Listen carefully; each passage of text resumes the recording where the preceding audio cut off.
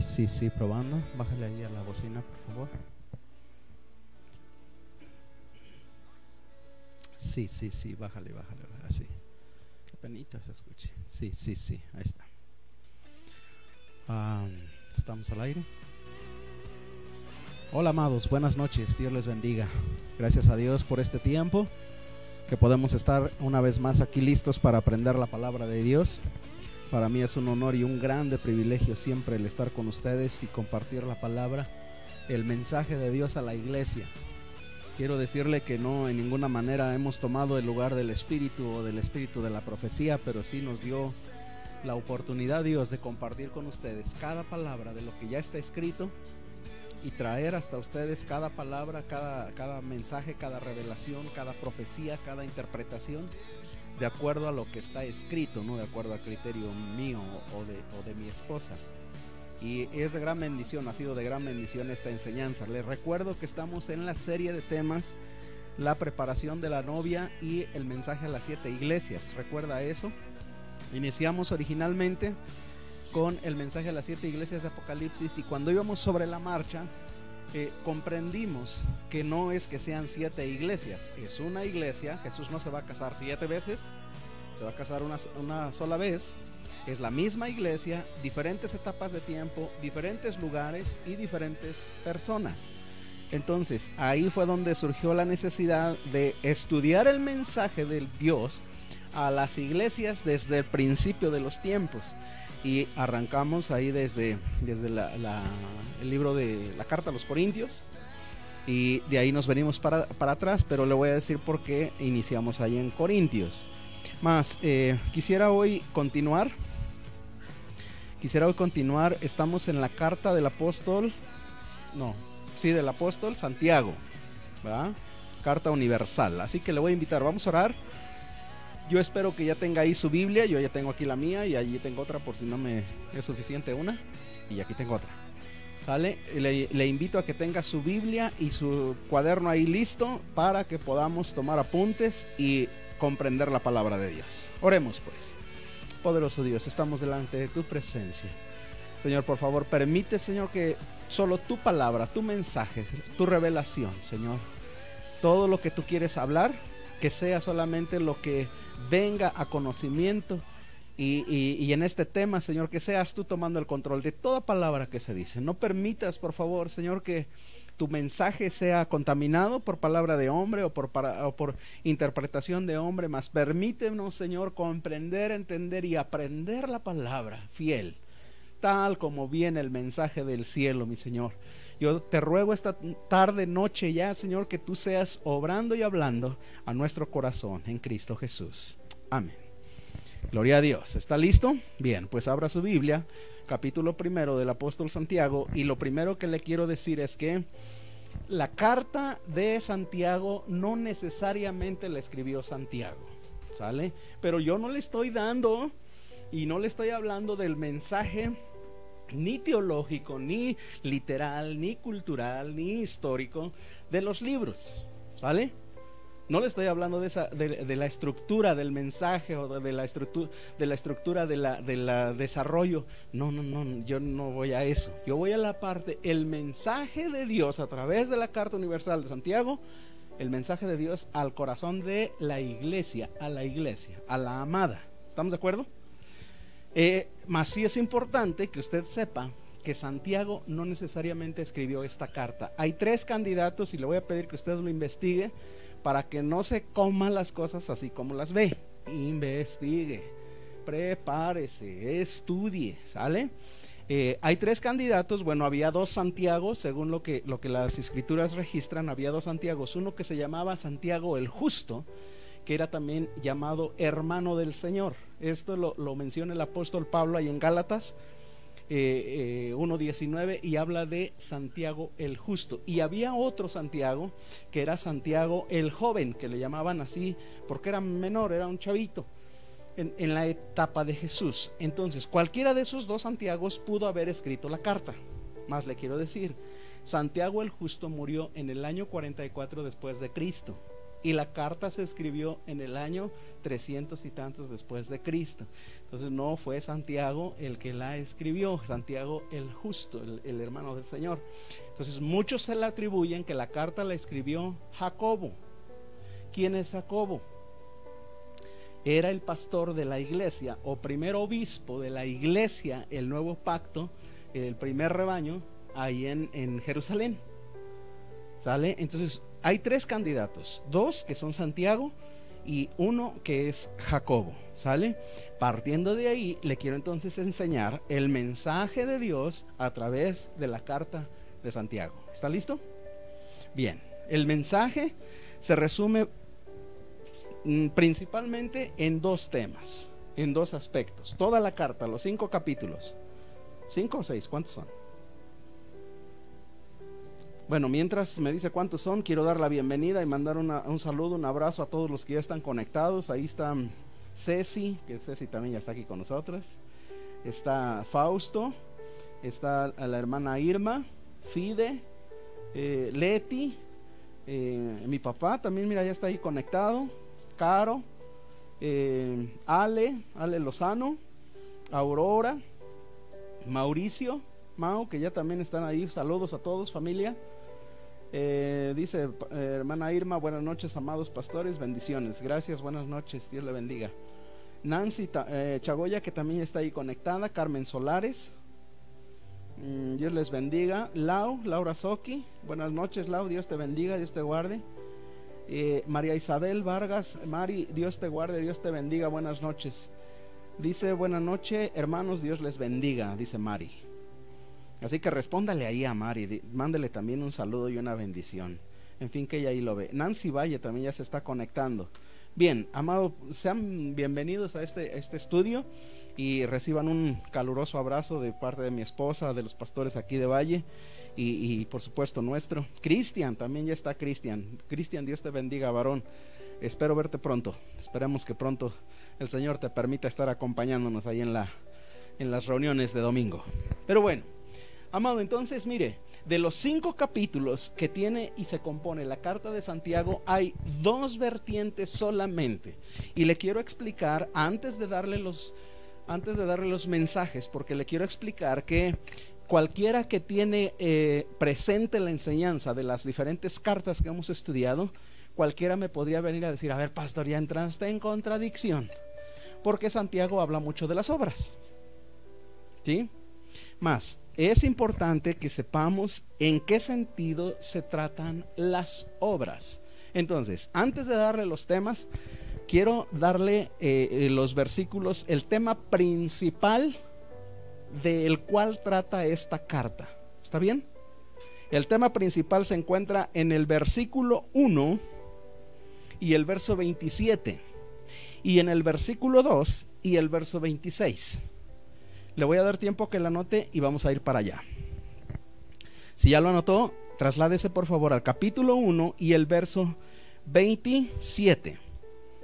Y aquí vamos a descubrir la primer vertiente, el primer tema al cual se refiere esta carta. Mire lo que dice el 1:27. ¿Ya está ahí? ¿Qué dice? La religión. ¿Ya vio qué dice? Entonces, ¿cuál es el tema de la carta o de la epístola del apóstol Santiago? Tema sobre religión. ¿Has escuchado que en la mesa no se debe hablar ni de fútbol, ni de política, ni de religión? Bueno, hubo alguien que sí dijo, es necesario hablar de religión. Quiero preguntar, ¿qué es la religión? Todos tienen o todos tenemos una religión, profesamos una religión, ¿sí? ¿Qué es? Si usted me dice conjunto de normas y mandamientos y espirituales y todo eso, no, eso es doctrina. ¿Qué es religión? Porque muchas veces son temas de dominio público. Muchas veces se habla de la religión. Bueno, es que la religión nos salva. Ok, ¿qué es la religión? Un sistema cultural, dice José. ¿Y qué es un sistema cultural? ¿Qué implica? Dice costumbres, tradiciones. ¿Y sabe qué? La verdad es que si no supiéramos, o si llegásemos al punto que no supiésemos qué es religión, entonces ¿cómo podríamos hablar de religión? ¿Estamos de acuerdo? Ahora, como cristiano, ¿la cristiandad es una religión? Contésteme ahí usted que está en línea. ¿La cristiandad es una religión? ¿Es vista como una religión?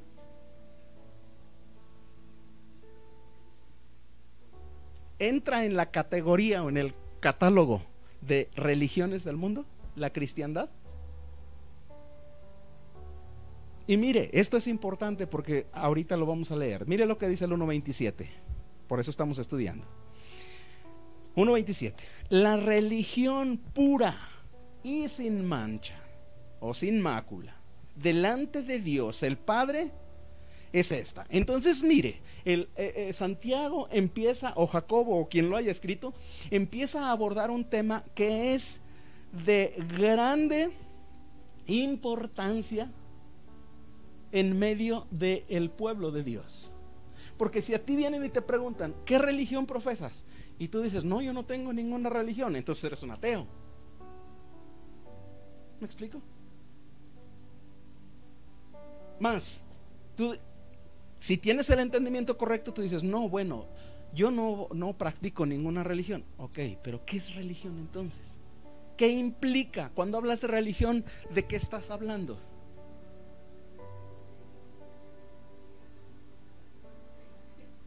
Dice Ceci, de lo sobrenatural, en lo que basas tus creencias.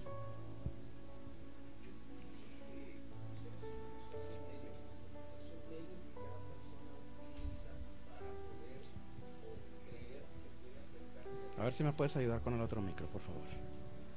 Dice Arthur, es un medio, Pastor Arthur dice, es un medio por el cual te puedes acercar a Dios. Entonces, ¿la religión acerca a Dios?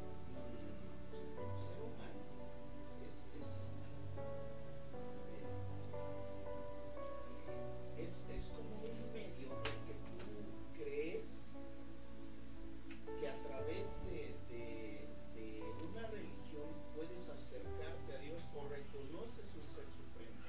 Dice Aurora, normas de oración, costumbres y ceremonias.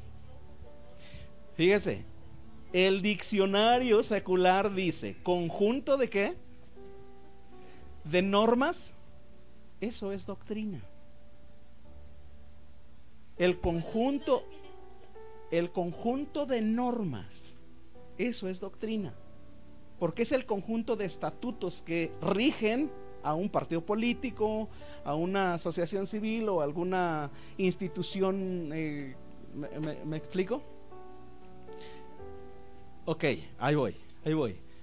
Fíjese, por eso es importante leer la palabra. Dice, está hablando de la religión pura y sin mácula. ¿Dónde? ¿En el mundo? ¿Dónde dice ahí su Biblia? Bájale un poquito afuera, aquí. Dice, la religión pura y sin mácula delante de Dios. Entonces no te está hablando de una religión en el mundo, sino te está hablando de una vida delante de Dios, que es lo que Dios va a poner atención. Y mira, si el mundo tiene una definición para religión, tiene una definición para doctrina, tiene una definición para iglesia, tiene una definición para Dios, el mundo cree entender todo. Mas delante de Dios, amado, tú y yo necesitamos entender cuál es el mensaje de Dios. Ok, en temas de religión, ¿cuál es la religión? Dice ahí Santiago. Visitar a los huérfanos, a las viudas. ¿Y qué más? ¿Y qué más? Eso es religión delante de Dios. Entonces me deja fuera de religión, ¿no? Porque dices, a ver, espérame, bueno, ¿cómo es esto? Mire lo que dice el 2.20, ¿qué le dije? 2.26, vaya por favor para allá. 2.26 de Santiago. 2.26.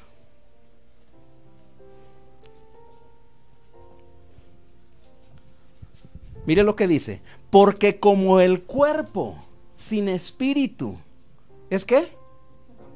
Fíjese la gravedad, amado, de que un cuerpo conozca y sepa de Dios, pero no tenga el espíritu de Dios. La gravedad. Mire, hoy en día la persona que no ha tenido un encuentro personal con Dios es un zombie, porque camina con su cuerpo, sufre con su alma, pero no se puede acercar a Dios.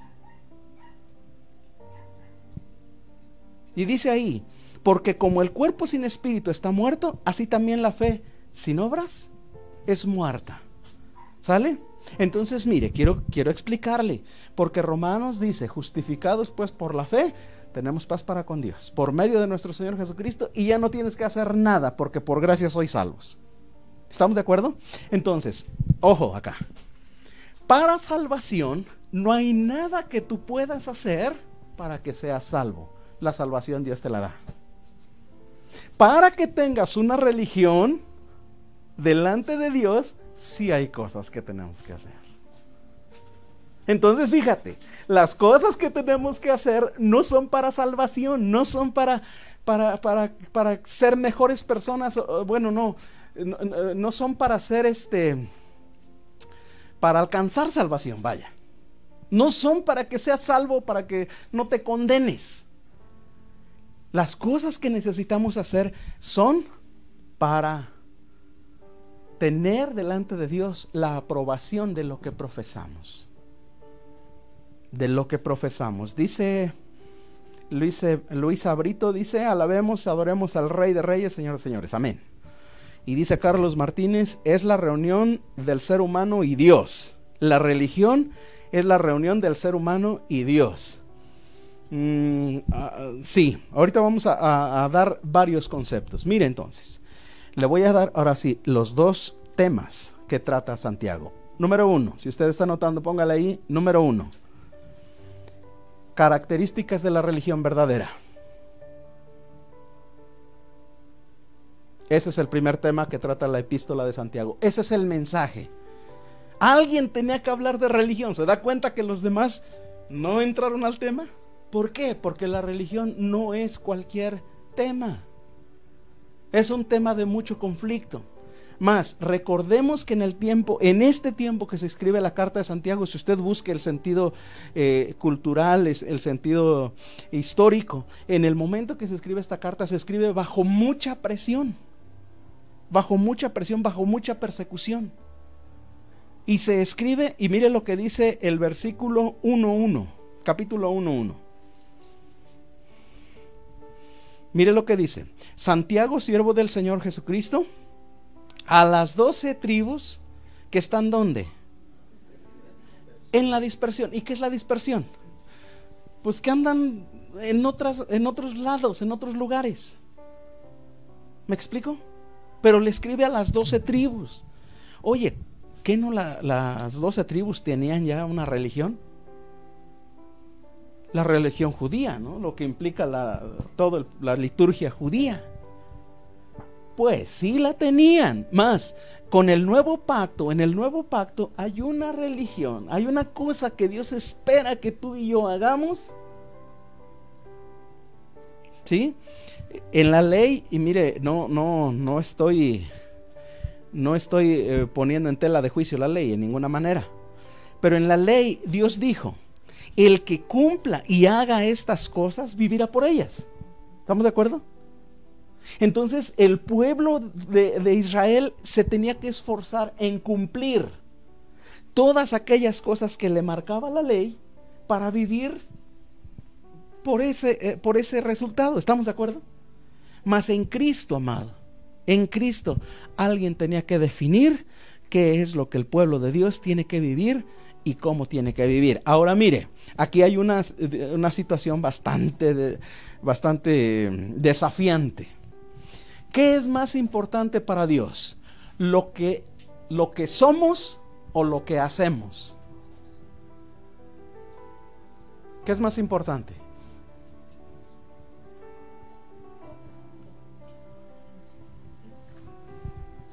Pásale al micro.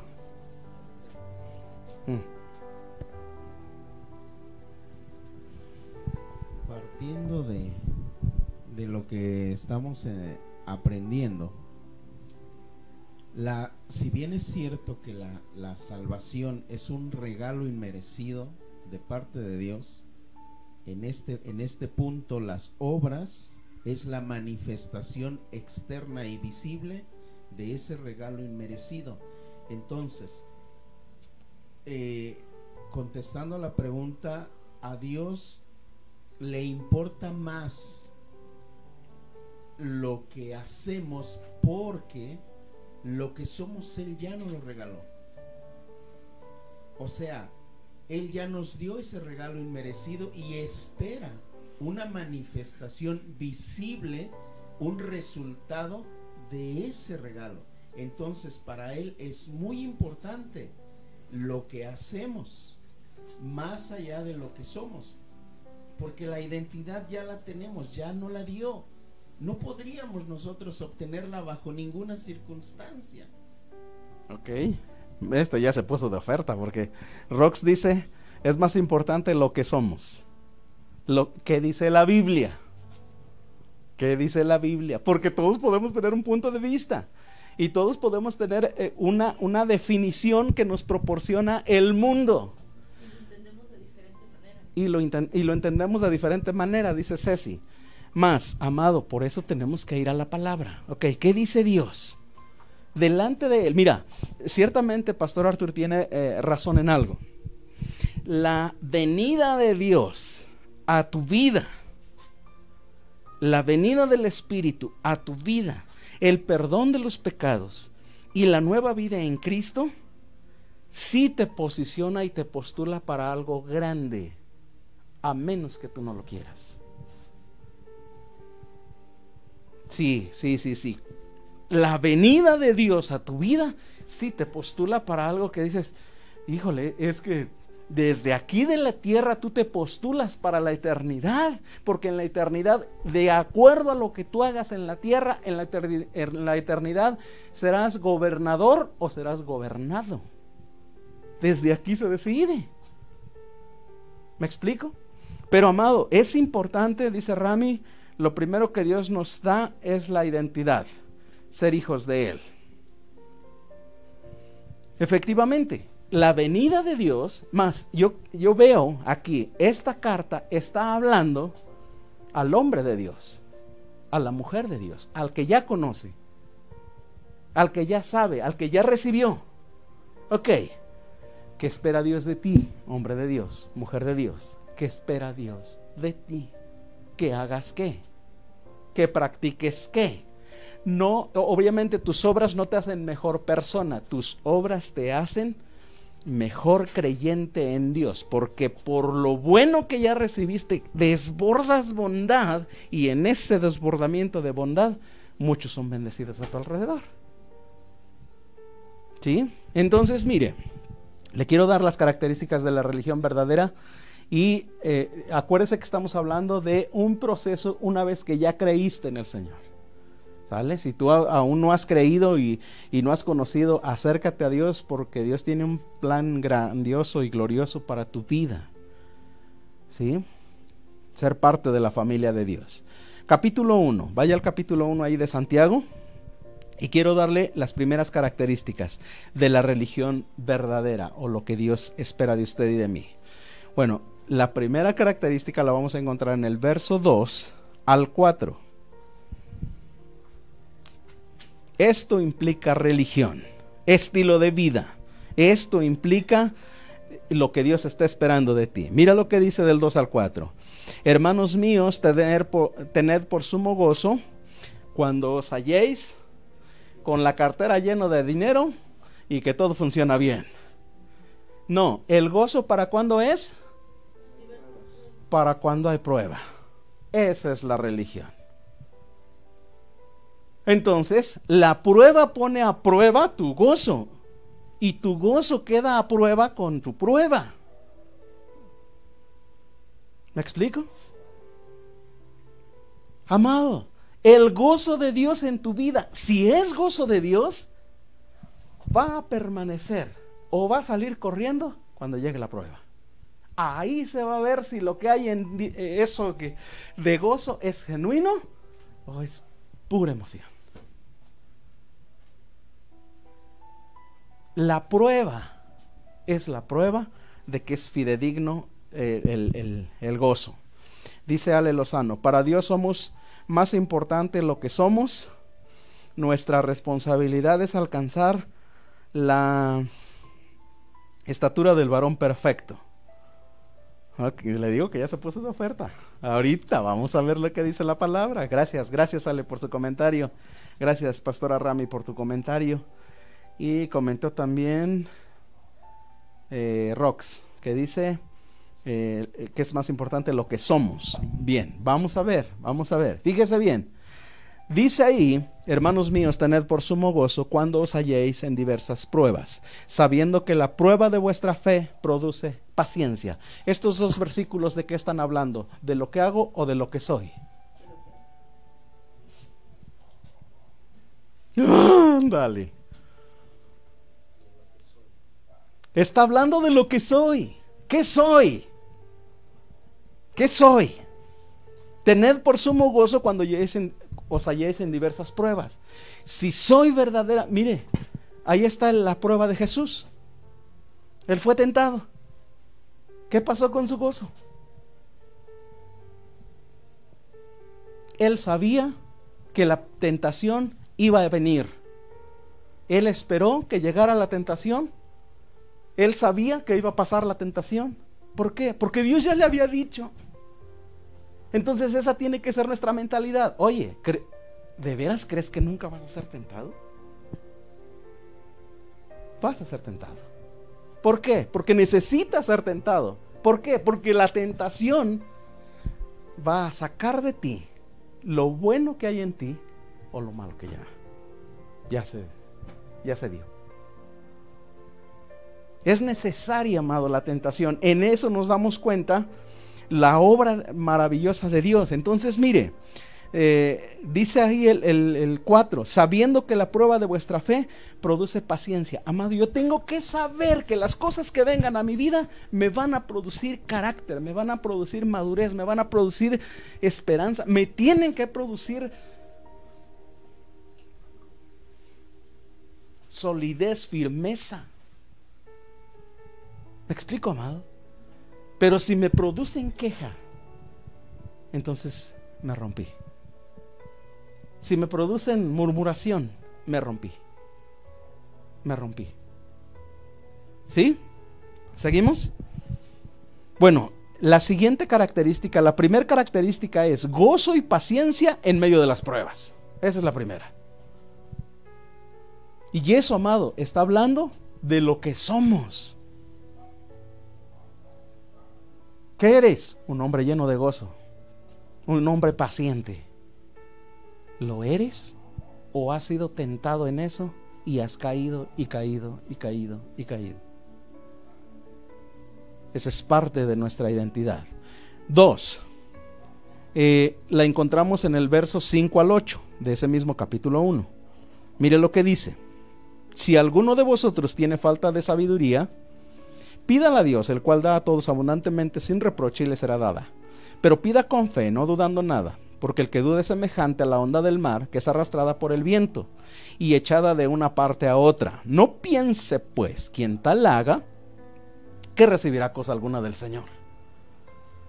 El hombre de doble ánimo es inconstante en todos sus caminos. Entonces, ¿de qué está hablando? ¿De lo que hago o de lo que soy? Estos versículos, ¿de qué están hablando? De lo que soy. A ver, entonces la pregunta es: ¿he sido inconstante? ¿He sido de doble ánimo? Habla de lo que eres, pero eso no a base de lo que haces. Dice mi esposa, habla de lo que eres, pero eso se formó, lo que eres se formó a base de lo que haces. Y efectivamente, amado, mira, ¿qué pasaría si toda la iglesia de Dios fuera inconstante? ¿Qué clase de iglesia sería? Alguien tiene que tener el carácter y la solidez para decir: a ver, espérame, no, tenemos que romper el patrón y establecer convicciones firmes, seguras, arraigadas, bases fuertes. Que cuando venga la tormenta, como dijo Jesús, cuando venga la tormenta, la casa está cimentada y no hay pérdida de nada. ¿Sí? Entonces el punto 2 tiene que ver con la fe constante y el ánimo firme. ¿Qué espera Dios de mi religión? Fe constante y ánimo firme. Fe constante y ánimo firme. Pero es que ya no entiendo, ya no veo por dónde. Fe constante y ánimo firme. No dependas de lo que ves. Acuérdate que andamos por fe, no por vista. Fe constante y ánimo firme.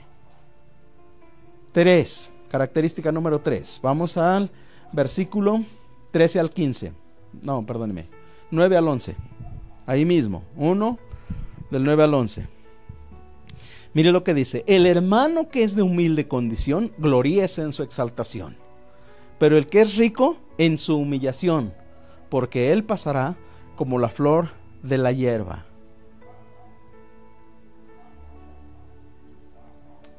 Dice, el hermano que es pobre, gloríese en su exaltación, pero el rico, gloríese en su humillación. ¿Por qué? Porque a Dios no le interesa nuestra condición económica, nuestra posición. Mire, el rico es una circunstancia para esta tierra, porque cuando sale de esta tierra, deja de ser rico,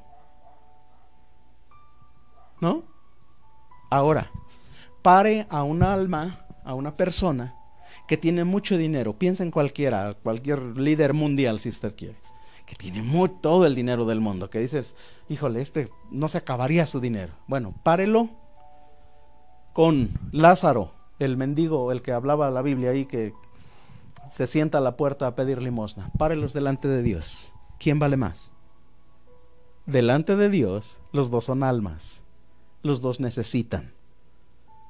Por eso, amado, lo que tenemos que vivir, lo tenemos que pensar y vivir como si estuviéramos delante de Dios. De veras, mis razones y mi forma de pensar delante de Dios, ¿tiene sentido o razón de ser? ¿O tengo que cambiarle el chip acá a mi alma, a mi mente, porque no está carburando, no está obedeciendo? ¿Me explico, amado?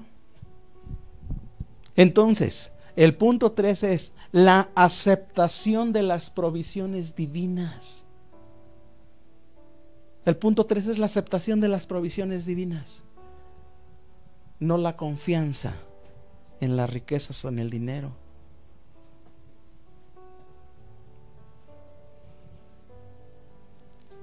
Dice Aurora, debemos revisar nuestras acciones y costumbres. Exactamente. Eso es lo que debemos hacer. Y esta palabra nos está invitando a hacerlo. Hey, estás viviendo un estilo de vida que se llama religión, pero que implica acciones. ¿Qué es la religión? Acciones. ¿Ya se dio cuenta?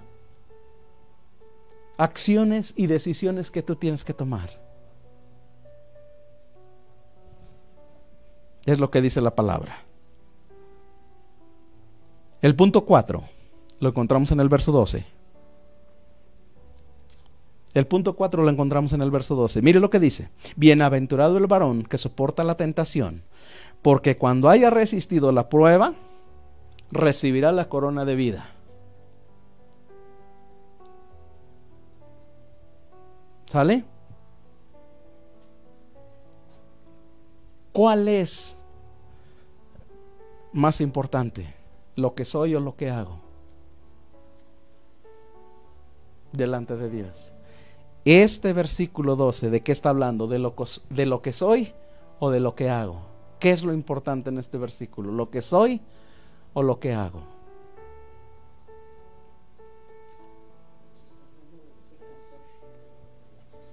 ¿Ya vio? Entonces, delante de Dios, amado, delante de Dios es importante quién eres, por eso no puedes hacer lo que tú crees que está bien. Si tú sabes quién eres, entonces no vas a inmiscuirte y no vas a andarte metiendo en cosas que a Dios no le agradan.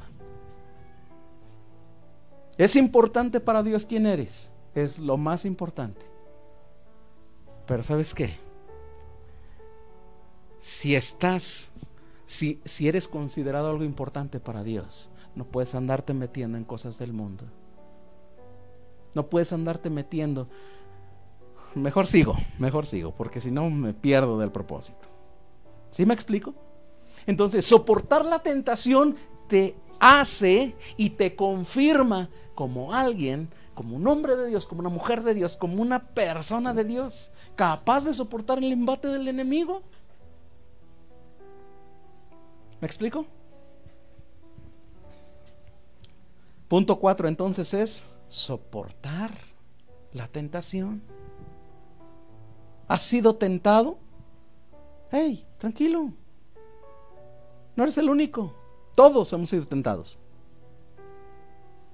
Aprovecha la tentación para ganarte una corona.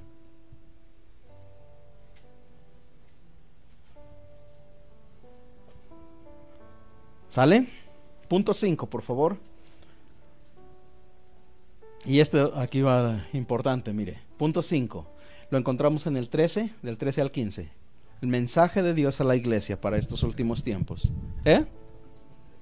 1, 13 y 14. Estamos en el capítulo 1, no te muevas del 1. 1, 13 al 15. Mira lo que dice. Cuando alguno es tentado, no diga que es tentado de parte de Dios.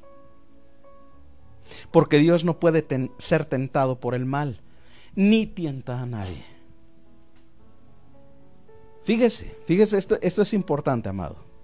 Dice ahí, sino que cada uno es tentado cuando de su propia concupiscencia, o sea, de su propio contenido, surge algún deseo. El enemigo lo ve. Dice, no te preocupes. Dice ahí, sino que cada uno es tentado cuando de su propia concupiscencia es atraído. O sea, del propio contenido que hay en uno, es atraído y dices, ¿te lo imaginas? ¿Lo imaginas? Dejas que vuele la mente y lo único que falta es hacer el acto. Dice ahí, sino que cada uno es tentado cuando de su propia concupiscencia es atraído y seducido. Entonces la concupiscencia, después que concibió, da a luz el pecado. Y el pecado, siendo consumado, o sea, el acto, una vez que se realizó, da a luz la muerte. Entonces, amado, quiero que pensemos en esto.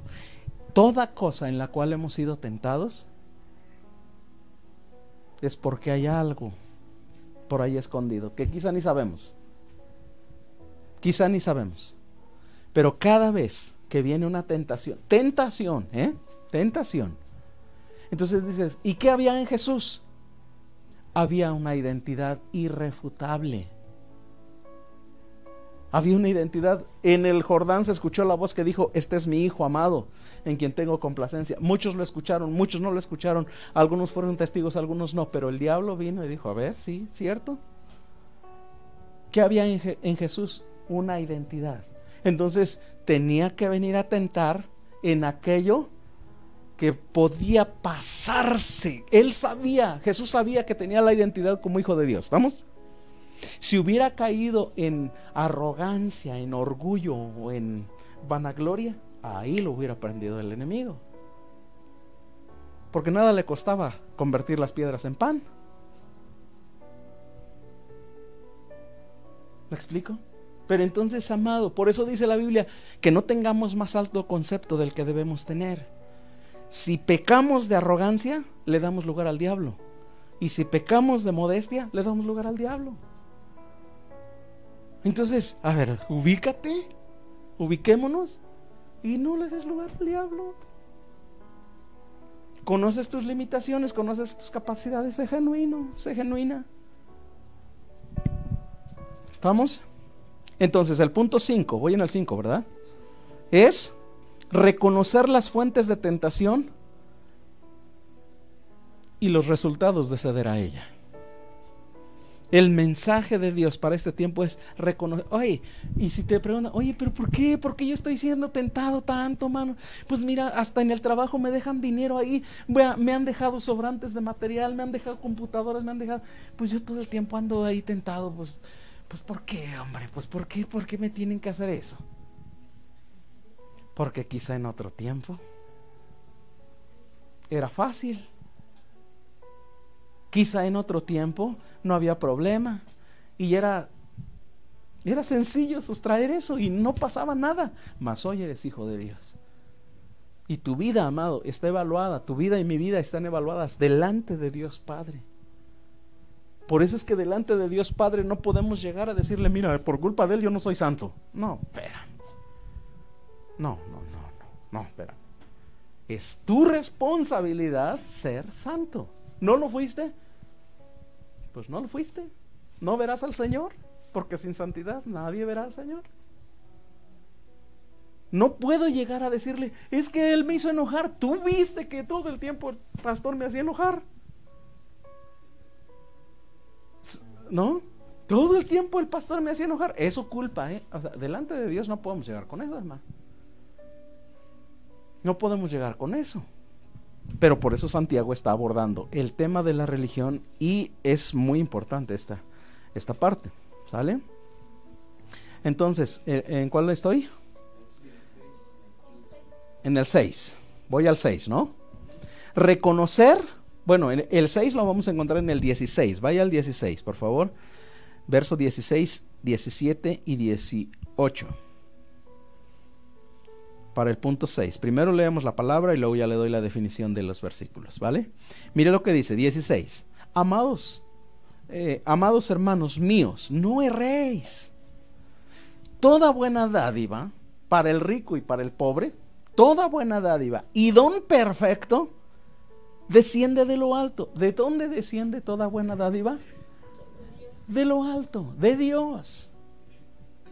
Amado, todo lo bueno que has recibido es porque el Padre te lo ha dado. Dice ahí, toda buena dádiva y todo don perfecto desciende de lo alto, del Padre de las luces, en el cual no hay mudanza ni sombra de variación. Él, de su voluntad, diga, nos hizo. Él nos hizo, ¿qué? Renacer. Él nos hizo renacer.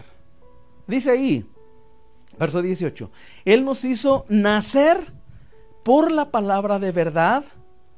¿Para qué? Para que seamos primicias de sus criaturas en la nueva vida, en la nueva etapa, en el nuevo pacto, en la nueva forma de vida que debemos vivir. Dice ahí, Él nos hizo renacer, Él nos hizo nacer. Bueno, es renacer porque ya habíamos nacido, ya habíamos salido del vientre, ¿no? Pero Él nos hace nacer a la nueva vida en Cristo. Ok, hermano, ¿ya naciste a la nueva vida? Qué bien, bienvenido. ¿Qué es lo que te toca hacer? Esto. Haciendo y cumpliendo esto, amado, con eso, mira, estamos agradando a Dios. Como religiosos, como siervos, como ministros, como lo que quieras, como creyentes, como personas que conocen de la palabra de Dios, esto se espera que tú y yo podamos desarrollar en nuestro diario vivir. Y si te das cuenta, la mayoría son cosas prácticas. Soportar la tentación es algo práctico. Tú decides y a diario es soportar la tentación. Pastor, entonces ¿cuántas coronas voy a ganar? No. Mira, sí, sería bueno entender y estudiar la simbología de la coronación. Pero ¿a quién se corona? ¿no? Se ha dicho que el hombre es la corona de la creación, ¿no? Todo fue creado y al último, o sea, como si fuera un símbolo de lo último que va a pasar contigo, de la obra de Dios, de la obra que Dios está haciendo contigo y en tu vida. Entonces dice el verso, número 6, voy en el 6, reconocer la fuente divina de todas las bendiciones. Amado, en nuestra profesión de fe o en nuestra religión, como quieras llamarle, quien provee es el Padre.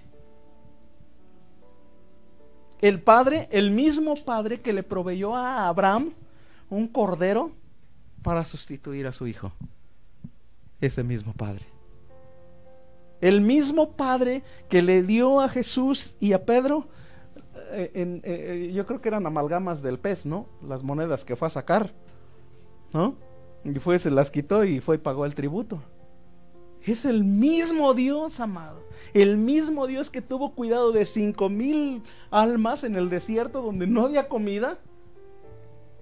Es el mismo Dios que cuida de ti y de mí. La cuestión es, punto número 1, ¿quién cree la palabra? ¿Quién puede hacer que el milagro se cumpla? Porque es el mismo Dios. Es el mismo Dios. Y la Biblia dice, y Jesús dijo, que al que cree, todo le es posible. Amado, entonces mira, cuando tú y yo nos afanamos o nos preocupamos y estamos preocupados, es que no hay dinero y es que no sé qué va a pasar. Ha habido muchas veces en las que no ha habido dinero y que de todos modos te has preocupado.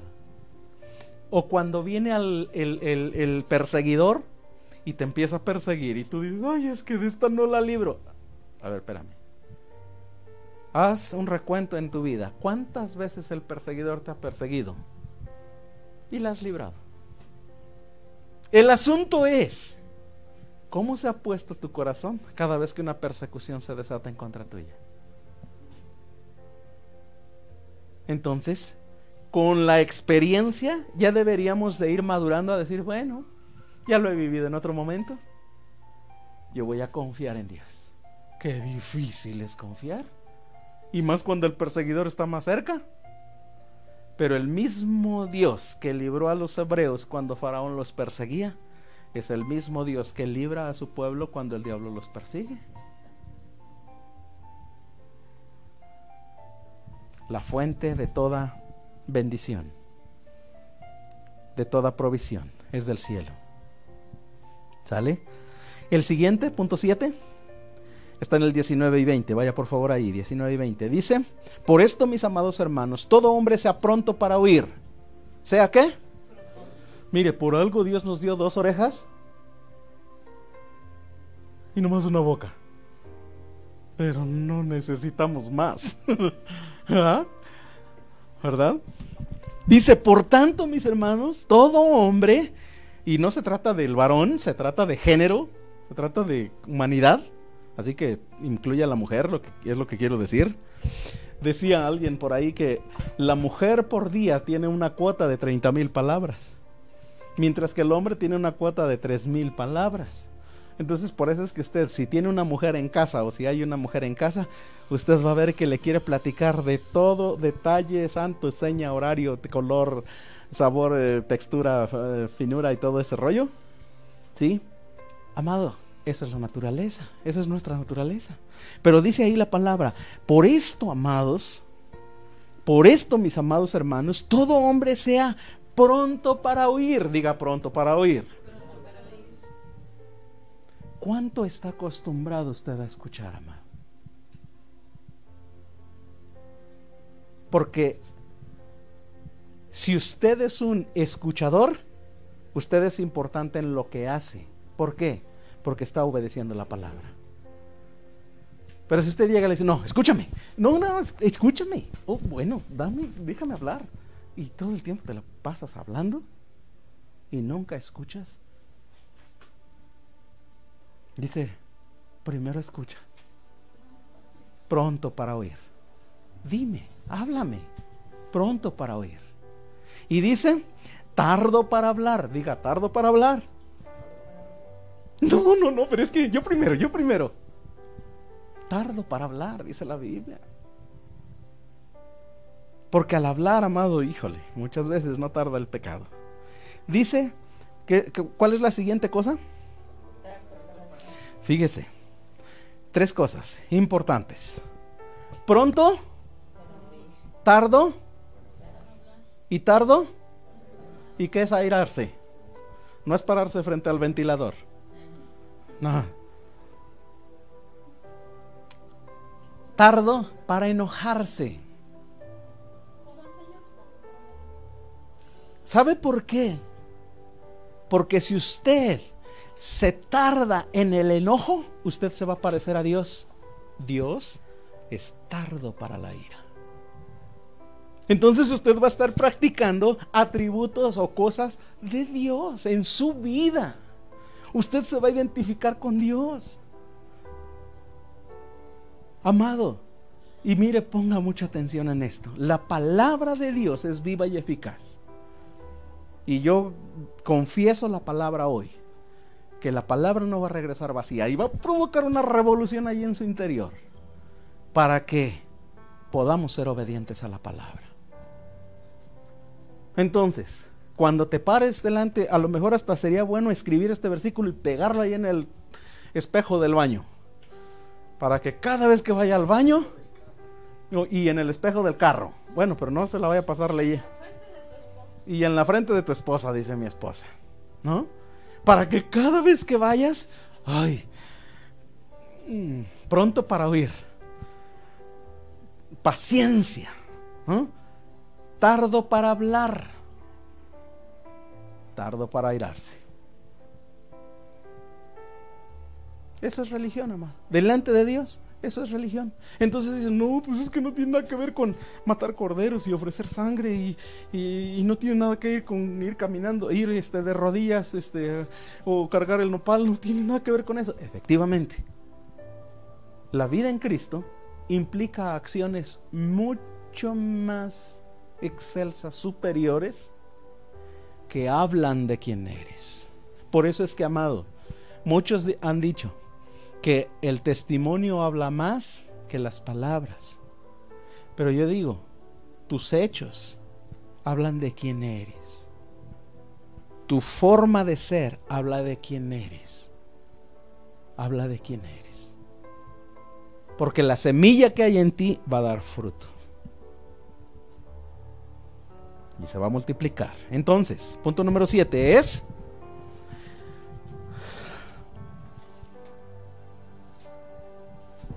el oído espiritual.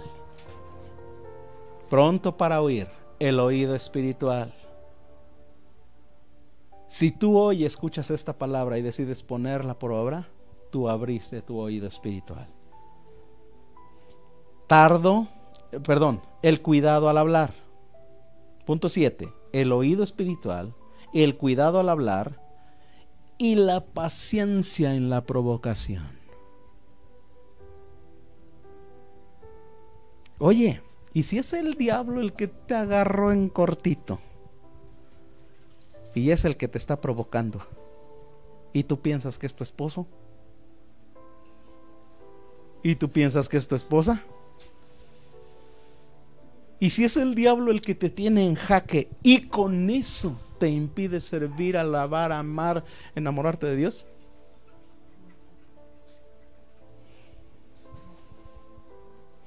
Interesante, ¿verdad?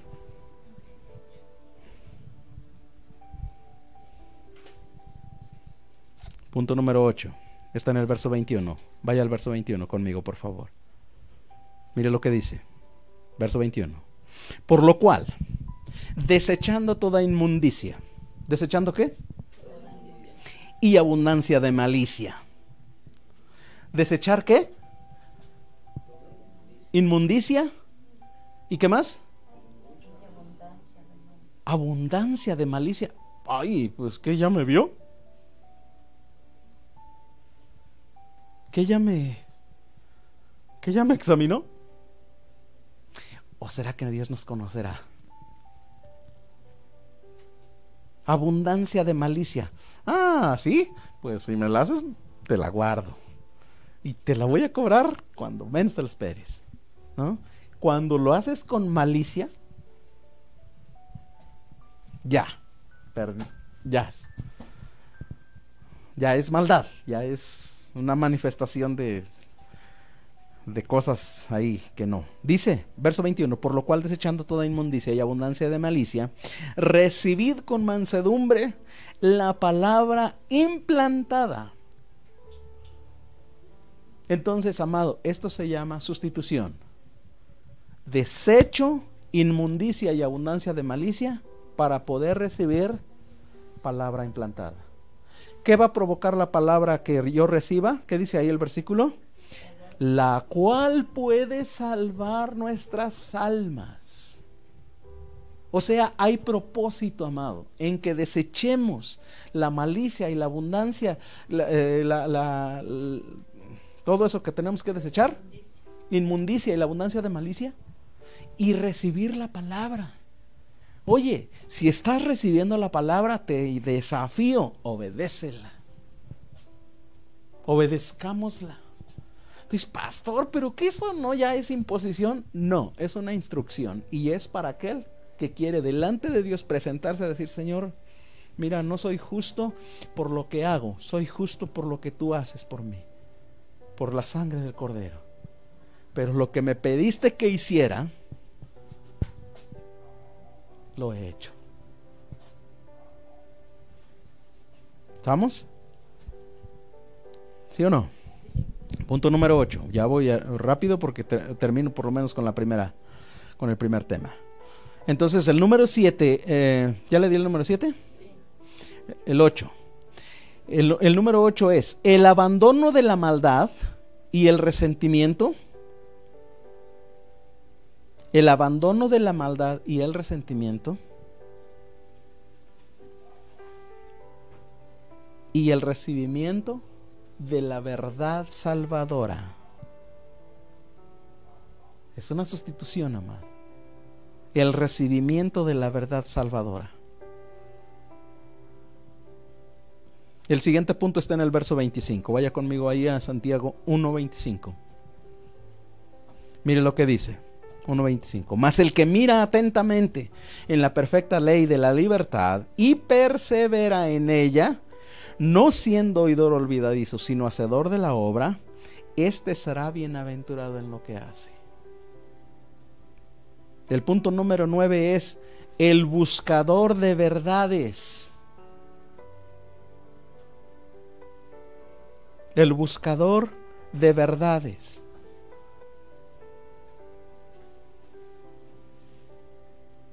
¿Sale? Y esto me recuerda a la parábola del que busca perlas. ¿Se acuerda? Buenas perlas. Y del que no debe echar sus perlas a los cerdos. ¿Se acuerda? El buscador de verdades. Busca la revelación, busca la verdad, busca la palabra, busca el Espíritu de Dios. El siguiente punto, estamos en el 10. Está en el verso 27. Vaya conmigo al verso 27. Mire lo que dice. La religión pura y sin mácula delante de Dios el Padre es esta: visitar a los huérfanos y a las viudas en sus tribulaciones y guardarse sin mancha del mundo. El punto 10 entonces es la generosidad y la práctica de la pureza.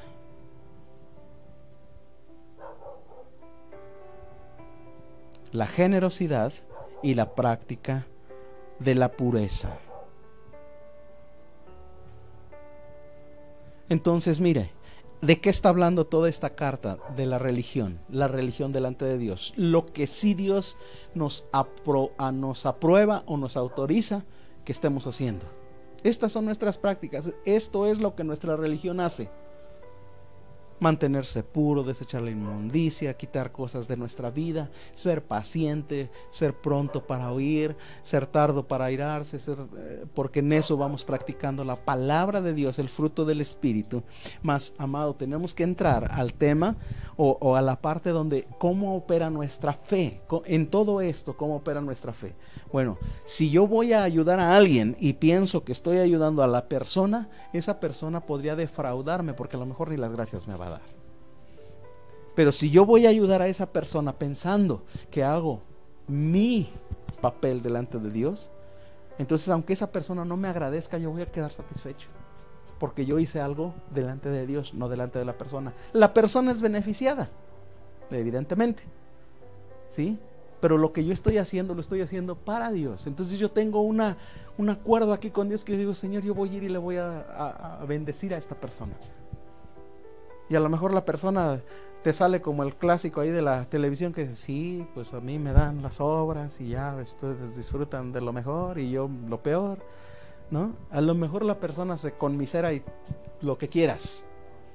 Pero amado, siempre nuestra generosidad va a bendecir a otros. Nuestra generosidad. Entonces mira, ¿cómo vamos en tiempo? 8:04. Aguánteme tantito, estamos todavía en tiempo. El capítulo 2 nos exhorta a las buenas obras en fe. Y es la continuación del primer tema que le dije, características de la religión verdadera. O sea, son cosas que pertenecen a lo que Dios espera que usted y yo hagamos. Entonces, ya en el capítulo 2 y el verso 18 tenemos la primera cosa que tiene que ver con la fe. Vaya por favor, capítulo 2 y verso 18. Mire lo que dice. Pero alguno dirá, tú tienes fe y yo tengo obras. Tú tienes fe y yo tengo obras. Y dice ahí, muéstrame tu fe sin tus obras, y yo te mostraré mi fe por mis obras. Amado, veíamos en el primer versículo que leímos que la fe sin obras es una fe muerta. Entonces, fíjate bien, no es para salvación, no estamos hablando de salvación, estamos hablando de religión, de lo que tenemos que hacer. Una persona llena de fe está obligada a hacer algo, a hacer obra. Porque si no, de nada sirve que estés lleno de fe. Ahora el planteamiento desde el otro panorama, desde el otro lado. Una persona que está pensando y está creyendo, bueno, yo ya creí en el Señor, ya soy salvo. Sí, ya soy salvo. Ok, salvo es una cosa. Pero aquí ya está hablando de una vida en Cristo. ¿Eres hijo de Dios? Sí. ¿Lees la Biblia? Sí. ¿Haces oración? Sí. Ok. ¿Has visto la mano de Dios sobre tu vida? Sí. Muy bien. Es una persona, es un cristiano, ¿no? ¿Qué obras estás haciendo? ¿Qué obras has hecho? Obras. ¿Cómo qué? ¿Cuáles son las obras de la fe? ¿Cuáles son las obras que deberíamos estar produciendo? Porque dice ahí que la fe sin obras es muerta. Esto a lo mejor hasta sería un tema de predicación. ¿Sabes qué, cristiano? Hijo de Dios, hija de Dios. Estamos no obligados, pero estamos desafiados por Dios a demostrar nuestra fe, a demostrar lo que creemos. ¿Crees que Dios es proveedor? Sí, demuéstralo. Porque eso es lo que la gente va a ver en ti y en mí. ¿Crees que Dios es sanador? Sí, demuéstralo.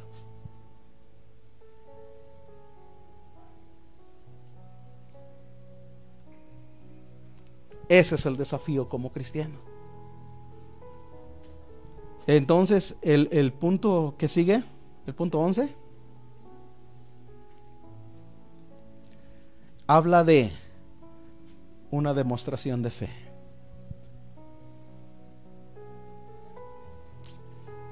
A Jesús le dijeron, bueno, muéstranos señal y ya, si eres, creeremos.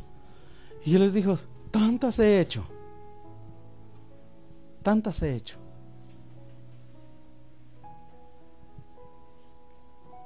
Amado, estamos desafiados por Dios en esta palabra y en este mensaje. ¿Crees que Dios te puede proteger? ¿Crees que Dios es tu castillo y tu socorro y tu refugio? Sí, demuéstralo. ¿Crees que Dios te protege del perseguidor, del devorador, del acosador? ¿Crees que Dios te protege? Demuéstralo. Ay, pero qué difícil. Sí, porque si el alma está agitada, dice Isaías, que el alma del impío es como el mar en tempestad, que no puede estar quieta, y sus aguas arrojan cieno y lodo. El alma cuando está inquieta es como el mar en tempestad, no puede estar quieta, no te deja dormir, no te deja hacer nada, porque está inquieta. Más, acuérdate de algo, es importante delante de Dios lo que eres. ¿Qué eres cuando tu alma está inquieta? Bueno, ahí es donde tienes que echar mano de la palabra. Y ahí es donde tienes que echar mano de la fe. A decir, a ver, momento. Mi Dios tiene capacidad y tiene poder de hacer grande bonanza en un mar en tempestad. ¿Sí? Demuéstralo.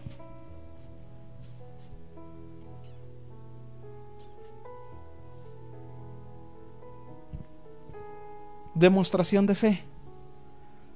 Este versículo habla de una demostración de fe. Amado, tú y yo tenemos que ejercitar nuestra fe. ¿Sabes por qué? Porque no está tarde, no es muy lejos, que vamos a tener que vivir por lo que podamos creer. Solamente.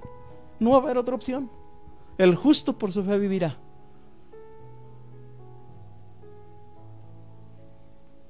¿Sale? Y por último, la última característica de este tema, las características de la religión verdadera, el último es en cooperación con y perfeccionamiento de la fe. Las obras son en cooperación y perfeccionamiento de nuestra fe. Vamos por favor al capítulo 2 y allá adelantito, el verso 21 al 25. Y mire, amado, aquí vamos a cerrar el día de hoy, pero le pido por favor, no se vaya. No se vaya, no se desconecte, porque esto le va a servir mucho. Fíjese bien. Dice el verso 21, sí. Dice, no fue justificado, está hablando de... miren lo que dice desde el verso 19. Mire lo que dice. ¿Tú crees que Dios es bueno? ¿Cuántos creen que Dios es bueno? Y mire lo que dice. Bien haces. También los demonios creen que Dios es bueno. O sea, no tienes nada de diferente con lo que cree un demonio, a menos que lo puedas demostrar. Ahí se vuelve diferente. Dice, ¿tú crees que Dios es bueno? Bien haces. Bien haces. También los demonios creen y tiemblan. Mas, ¿quieres saber, hombre vano, que la fe sin obras es muerta? Mira, dice ahí, verso 21. ¿No fue justificado por las obras Abraham, nuestro padre, cuando ofreció a su hijo Isaac sobre el altar? ¿No fue justificado?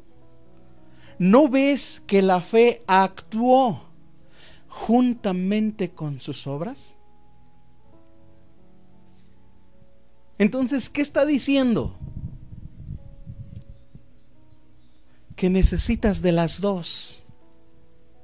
¿Qué está diciendo? Que la fe actúa con la obra. Entonces, si yo quiero que Dios me use o que Dios me lleve a hacer sanidades, pero yo nunca oro por un enfermo, yo no estoy poniendo a prueba mi fe. y yo no estoy desarrollando mi fe. Si yo estoy en necesidad y nunca oro pidiendo a Dios provisión y esperando respuestas de Dios, yo no estoy poniendo a prueba mi fe, no estoy demostrando nada. Fíjese, la Biblia dice que Dios creyó a Abraham, que Abraham creyó a Dios. Abraham creyó a Dios y le fue contado por justicia, mas tuvo que hacer algo. Y su obra perfeccionó su fe. ¿Por qué? Porque Abraham iba, quizá ya en su corazón había matado al chamaco.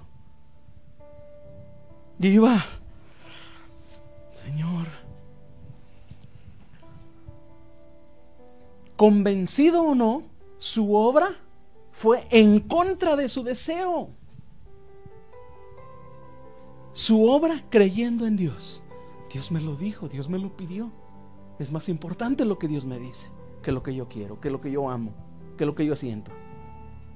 Y amado, esa pregunta quizá hoy tendríamos que reflexionarla. ¿Estoy dispuesto a hacer algo que Dios me diga, aunque vaya de por medio la vida de mi hijo, de mi hija? Porque eso está fuertísimo. Lo pidió. ¿Sabes qué? Él nos demostró que Él mismo lo hizo. Y si Él lo hizo, cualquiera lo tiene que hacer. A Abraham solamente se lo pidió, Él lo cumplió. Lo que Abraham pudo haber hecho y que Dios no permitió, Él sí lo hizo.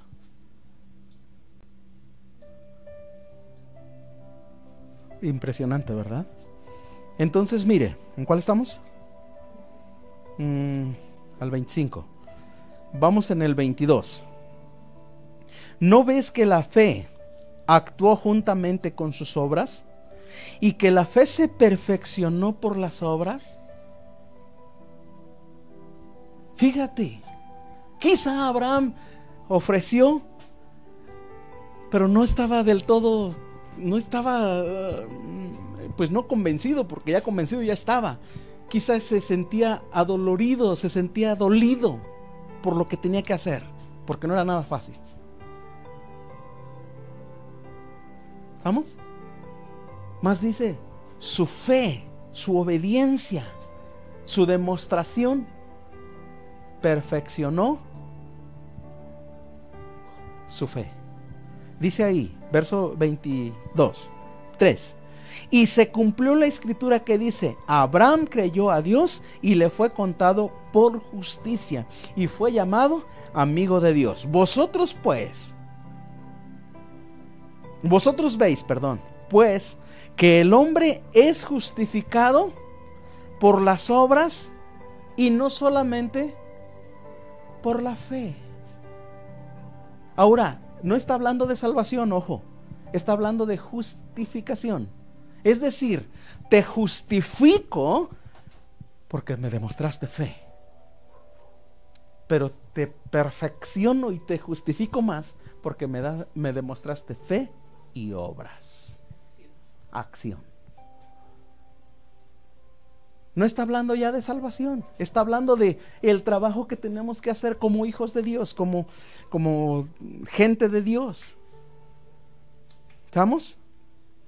Mire lo que dice el verso 25. Asimismo también Rahab la ramera no fue justificada por obras. ¿No fue justificada por obras cuando recibió a los mensajeros y los envió por otro camino? ¿En qué creyó Rahab? Las obras, dice mi esposa, son la manifestación de la fe. ¿En qué creyó Rahab?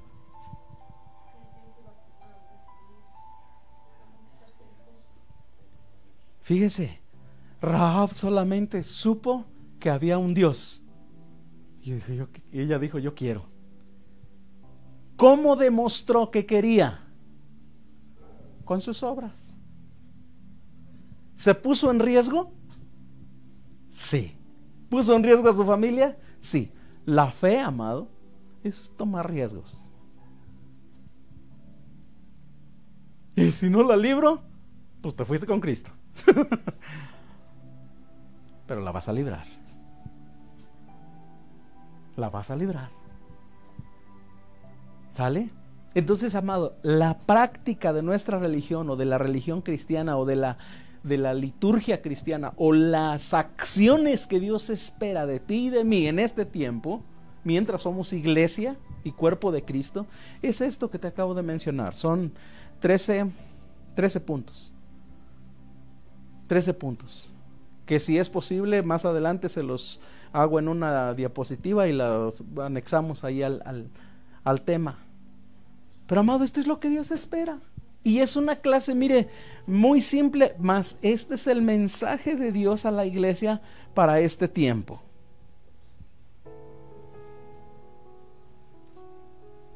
Este es el mensaje de Dios para este tiempo. ¿Sale? Y bueno, por obvias razones y obviamente, el siguiente tema, el tema número 2 o la vertiente número 2 de esta carta es la profesión falsa. La falsa profesión de la religión. Esta es la verdadera. Esto es lo que Dios espera. Pero la falsa la vemos de hoy en 8. 12 es una demostración, como una demostración de fe. Y el 13 es en cooperación y perfeccionamiento de fe.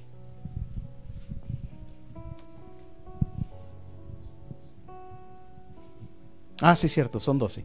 Sí, es verdad, es que aquí me marca 11. Sí, es verdad, son 12 nada más. ¿Sale? En cooperación y perfeccionamiento de la fe. Las obras van de la mano con lo que crees.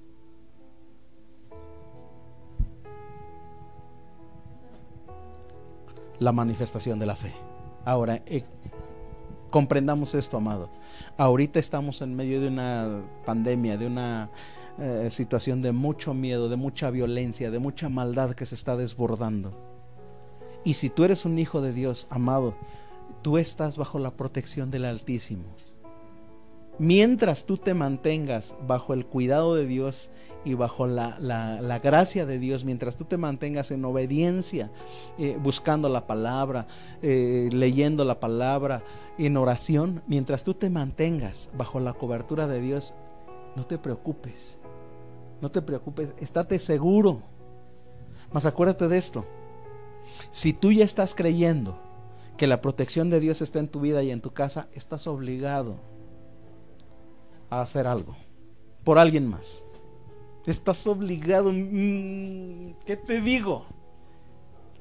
No es así de, ya me salvé, ya estoy a salvo, ya estoy en mi casa, qué bueno, gracias Señor. ¿Ya estás a salvo? ¿Ya crees que estás bien? Sí, a salvo. La vida cristiana, amado, no es de quedarnos en protegidos y bendecidos, qué bueno. Mas ahora dice Santiago, haz algo, demuestra lo que estás creyendo, demuestra lo que has creído. Oremos pues. Señor, muchas gracias por esta palabra, gracias por tu presencia, gracias por tu Espíritu Santo, Señor, que nos instruye, que nos lleva, que nos guía en todo momento, Señor. Gracias por la obra que tú haces con cada uno de nosotros y gracias por el mensaje a la iglesia, Señor, que este día edifica nuestra vida, nuestro corazón y que nos desafía, Señor, a creer y a permanecer creyendo, confiando, pero sobre todo obrando, Señor, obrando, actuando, haciendo algo por alguien. Dios amado, permítenos por favor, Señor, que podamos ser fieles seguidores de la instrucción, obedeciendo, Señor, la instrucción, la palabra y esforzándonos en llevar a cabo y desarrollar, Dios poderoso, esto que tú nos dices. Por favor, líbranos de toda hipocresía y de toda falsa religión, Señor, que venga a nuestra vida y que nos haga ser faltos de transparencia. Que no seamos, Señor, que no seamos oidores, como dice Santiago, sino que seamos hacedores de la fe y de la obra que nos lleva a salvación. Líbranos, Señor, líbranos por favor de toda obra del enemigo, y que tu gracia y tu bendición esté con nosotros como ha sido hasta ahora. Te damos muchas gracias por tu santa presencia, por tu Santo Espíritu y por tu propósito y tu obra sobre nuestras vidas. Señor, bendecimos la vida de la iglesia, la gente que está ahí conectada, en el poderoso nombre de Cristo Jesús. Amén. Amado, que el Señor le guarde, que el Señor le bendiga. Nos vemos la siguiente semana con este tema. Si puede, le pido por favor, lea lo que resta de Santiago y vaya buscando ahí características de la falsa religión o de la falsa profesión.